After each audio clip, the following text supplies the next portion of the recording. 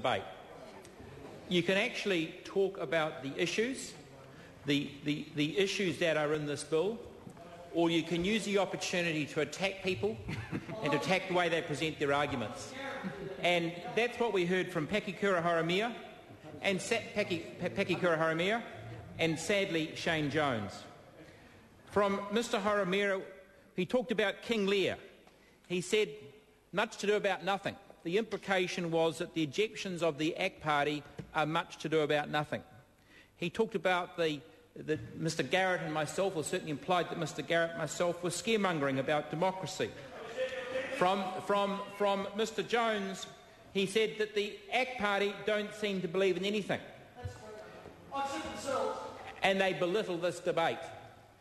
And that we must ensure that New Zealand's race relations are never surrendered to the ACT Party, or words to that effect. Well, Mr Speaker, I could respond in kind. I could attack Mr Jones. I could attack Mr Haramia. I don't intend to do that. What I want to do, though, is I want to answer the question of Kelvin Davis. Because Mr Davis said, what is wrong with this bill? The objective of this bill is to clean up the Waikato River, to reduce the pollution, the fertiliser, the nutrients that flow into the river, and what is wrong with that? Well, there's nothing wrong with that. There's absolutely nothing wrong with that. But what we object to about this bill, Mr Speaker, and let me try and restate it slowly, clearly and succinctly, is the way this country is governed right now. We have a series of regional councils throughout the country. They are elected. There is the odd unitary council. There is the odd unitary council. Or let me speak specifically then about Waikato. Waikato, the resources, the air, the water, the soils of the Waikato area are currently governed by the Waikato Regional Council. Everyone living in that electoral district, Mr Chair, has a vote. They can actually vote for that council. And, sir, if they don't like the decisions that council makes, because that council has the obligation to manage the water, it has the obligation to control water rights, to issue water rights, and to create property rights over water. What is their option, sir? If they don't like the decisions of that Waikato Regional Council, they can stand. They can at the next election, they can stand. They can oppose the people who currently run that council. What this bill proposes, Mr Chair, is setting up the Waikato Regional Authority, or the Waikato River Authority rather, and that's not to have elected representatives. That is to have half of its representatives appointed by iwi and the other half appointed by the Crown, Mr Chair. And so you can say, well, what's wrong with that? Well, sir, this country is a democracy. It's one person, one vote. No representation, or no taxation rather, without representation.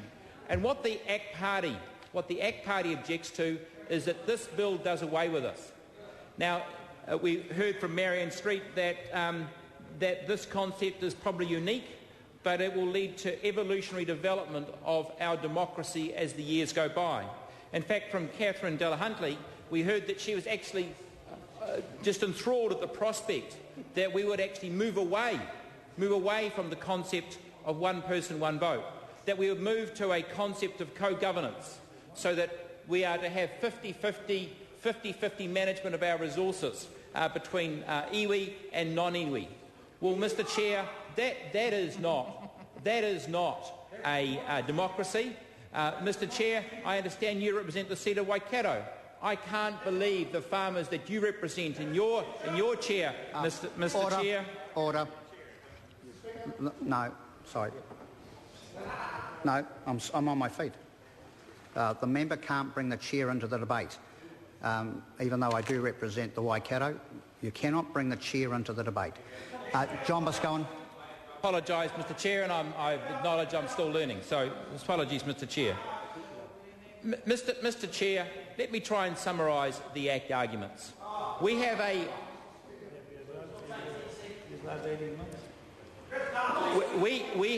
a democracy in this country. We've just celebrated Anzac Day, Mr Cosgrove. People gave their lives to fight for their democracy. They gave their right. They gave their lives. They went across the other side of the world and they made sacrifices to fight for something that's absolutely fundamental in a democratic country, and that is the right to have free elections, one person, one vote. Mr. Chair. Thank you, Mr. Chair. We have just recognised the 95th anniversary of Anzac Day. People who went to the other side of the world. It was good enough for our Prime Minister to go to the other side of the world to acknowledge the sacrifice that was made, sir, in fighting for our freedoms. And the thing that goes absolutely fundamental, that, sir, is the principle of one person, one vote. Now, I stand in our House today and I've got opponents all around me. So only my colleague, Mr. Garrett, and myself are standing up for that view. And, sir, I'm very, very happy to carry that responsibility. There'll be people listening to this debate on the radio. There'll be people watching this debate on television. And sir, I am standing up for those people, sir, who believe that New Zealand is founded on a democracy, that we should have one person, one vote. Everyone should have an equal say, sir. So if there are farmers in the Waikato who are not happy with the allocation of water rights, they would continue to have the right they currently have, is to petition or to lobby the elected representatives of the Waikato Regional Council, and if they're not happy with that result, sir, to actually stand for election themselves and to challenge the councillors who are democratically elected. Except what we're doing with this bill was we are setting up the Waikato River Authority. It is not a democracy, and Mr Jones and Mr Parakia-Haumia and Mr Cosgrove can sit there and they can smile and they can smirk and they shout as much as they like, sir. But I am prepared to stand up for people in New Zealand, sir, who believe democracy is very, very special in this country. It needs to be fought for, and if I'm one of only 5 people prepared to do it, well, sir, I do that job with pride. Thank you, Mr Chair.